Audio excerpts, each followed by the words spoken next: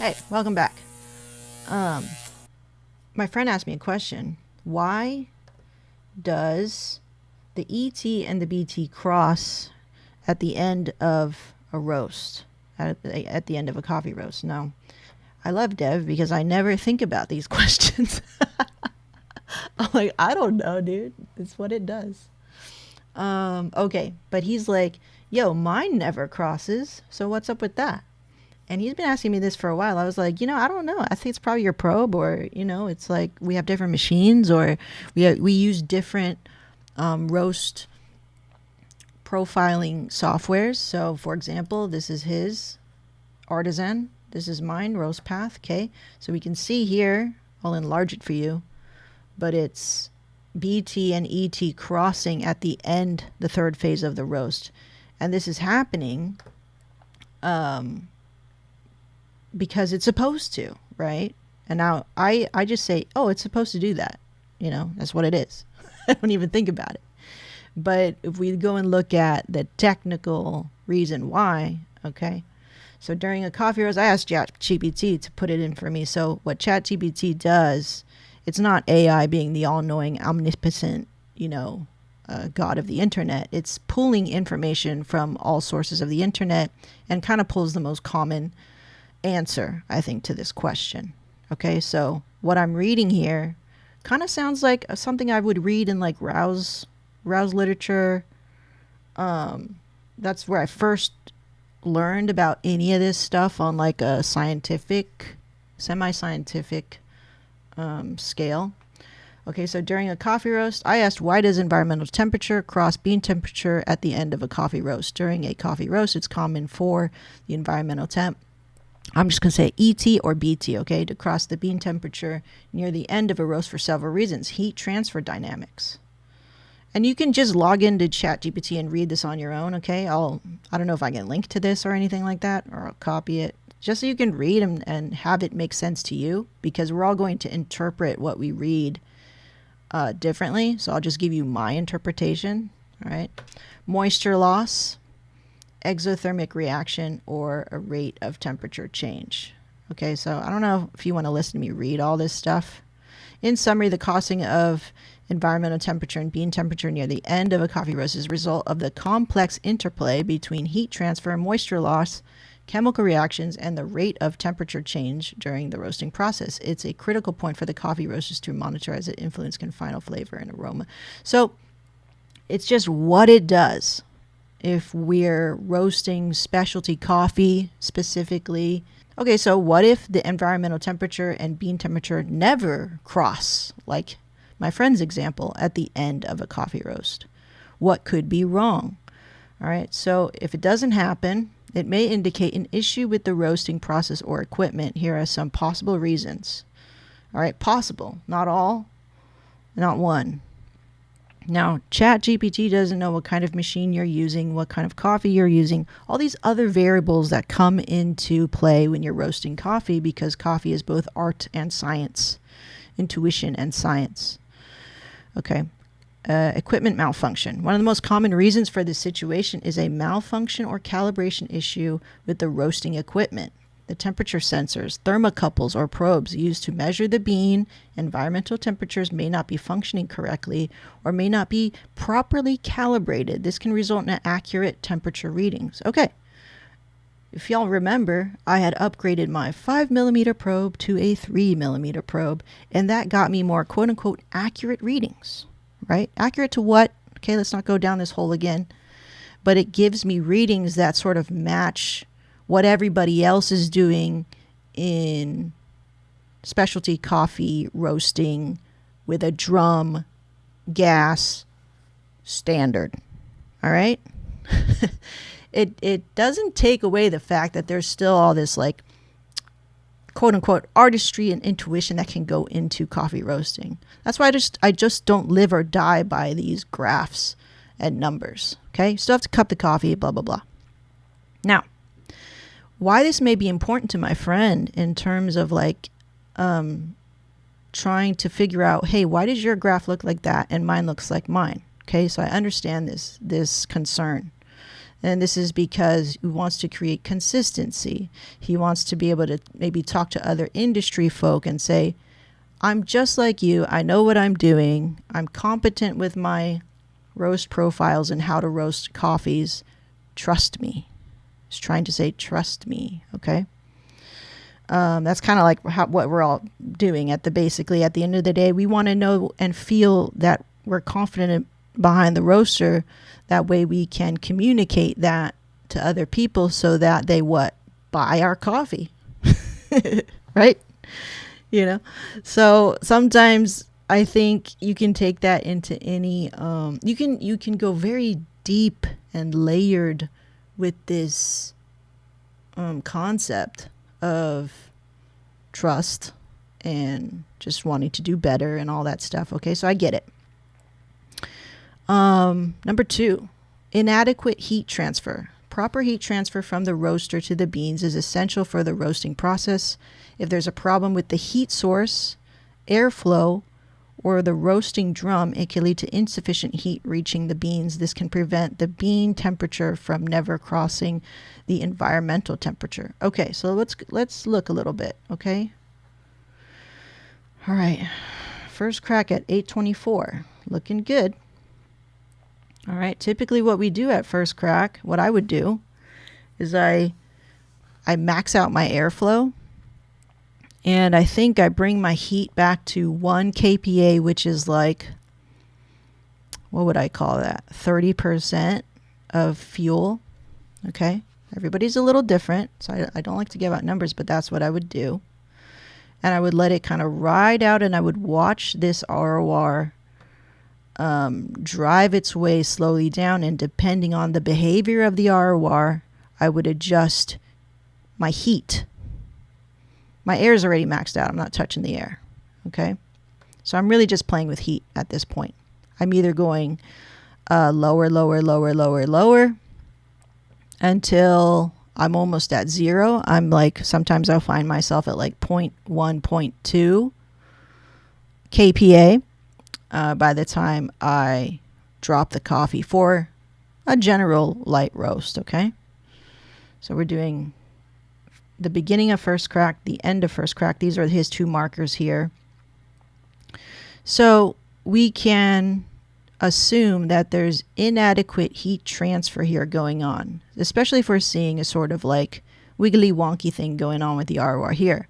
Whereas here you have exhibited control over the heat in the roast here. So here, at this point, at the beginning of first crack, let's kind of think about what's going on with the green, the beans, the coffee beans. So first crack, they're expelling a lot of heat because they're kind of exploding, right, of all that heat. So they're giving off a lot of air, and probably sometimes you will see the ROR drop suddenly after first crack, right? So that's why what I do is I will counter that with a little bit of a higher gas manipulation. That's why I'll be like at 1 kPa. If it's a denser coffee or if it needs it, I'll be higher than that, right? So we adjust the gas based on what we see the ROR doing. That tells us what to do, as it's driving along. So if we're seeing a little dip here, as we are seeing here, I'd be like, okay, I have my air to max because I want to flush smoke that's coming off the beans and things like that. I don't want that to stay in the coffee, so I don't want to taste smoke in the coffee. So I have the air to max. And then depending on what I'm seeing with the ROR, I will increase my heat and sort of like counter that and bring it back down to a little bit more stable ROR as it slowly descends downward. Okay, so we're seeing this wonkiness here.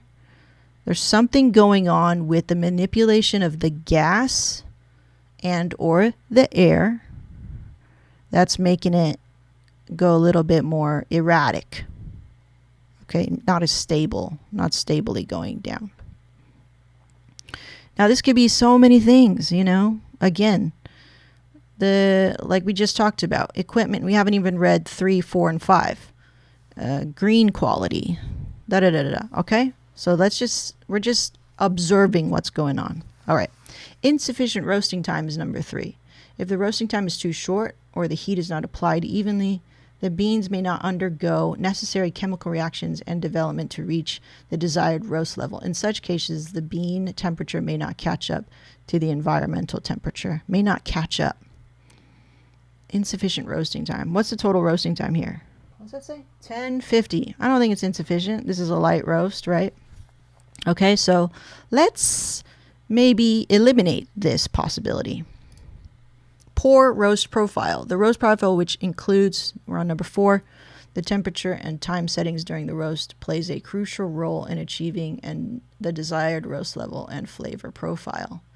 If the roast profile is not properly designed or followed, it can lead to temperature imbalances and prevent the two temperatures from crossing.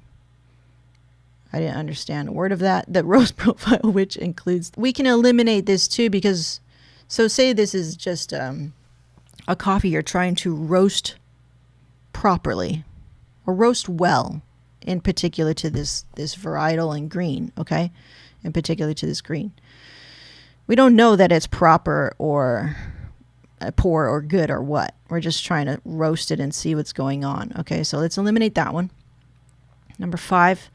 Environmental factors. Ambient conditions such as humidity and air pressure can also affect the roasting process. Extremely high humidity can make it difficult for moisture to evaporate from the beans, while low humidity can cause rapid moisture loss. These factors can impact temperature dynamics. Okay, what is your environmental situation going on there, my friend? I don't know. What's it like there? Is it cold, too humid? I don't think it's too humid. You're pretty north, right? Aren't you? To address the issue of environmental temperature and bean temperature not crossing, a roaster should, here's ChatGPT's recommendation, check and calibrate temperature sensors regularly to ensure accurate temperature readings. Yeah, that's good. I kind of did that, you know. I was like, I want something more sensitive, so I got the 3mm probe. I don't think it really... I think I could have been fine without it, but I'm glad I did upgrade because now I can speak the language that everybody else is. Like I'm using the probe that mostly everybody else in the professional world of coffee roasting uses. This 3mm probe. Okay. You know, I want to speak the same language because I want to sell more coffee. Not really, but like kind of like that's you won't necessarily sell more coffee if you get this probe, but that is the thinking, right? That is the psychological reason why we want to get the newest tech, the highest gear. We want the fancy golf club, even though we're not even that good. I mean, that's my example, okay? Okay, so inspect and maintain roasting equipment, including the heating element, airflow system, and roasting drum. So, my friend, have you cleaned all your vents? Yo. If your vents have even half an inch of caked on coffee dust, you know, it could drastically decrease your ability to roast well. Okay. I don't know that. I could ask you that. I told you I'd make you this video, so that's what I'm doing. Review and adjust the roast profile to ensure it aligns with the desired roast level or flavor characteristics. Okay, so my interpretation of this is like, can this coffee even do what you want it to do? All right. I don't think, I mean, that's the interpretation. The fact that these lines aren't crossing is just possibly equipment malfunction or error or probe error, right? Or it's operator error. You got to run tests. You got to do a little scientific method. Monitor and control environmental conditions within the roasting environment. Okay, so yeah, the environment that you roast in, you know, try to make that as consistent as possible. Even if you lived in a cold area, even if you lived in a high elevation area, even if you lived in a super hot area, you'll just need to see that. Oh, okay, we regularly roast in a hot ass little room. Okay, well, that's what your environment is. So so now you just need to adjust to it, right? It's not ideal. So what can we do to get around it? Okay. In many cases, consulting with an experienced coffee roaster or technician can help you diagnose. So Dev is coming to me and I'm like, yo, I don't know. I don't know. Let's discover together. Let's explore together. So I'm not a experienced coffee roaster. I'm probably at the same level in terms of like coffee knowledge, roasting knowledge, or technician. So I would encourage my friend to ask other people, who use Artisan too, right? Or who have similar machines to you. These are things I don't think about when I'm like DMing you. I can get much more into a flow state if I make a video. So, for those of you who are watching this and you know what's up, please let my friend know in the comments, and then I will read it and I will convey it to him and help him. All right. Yeah. Interesting. So ET, which is the red, BT, which is the green, right? Yes. are not crossing at the end of the roast. This is the problem. All right. Mine do that. I didn't even know. I'm not even looking at it. Maybe I should. So thank you for bringing that to my awareness. I wonder if, Dev, if you just roasted this medium, would they cross?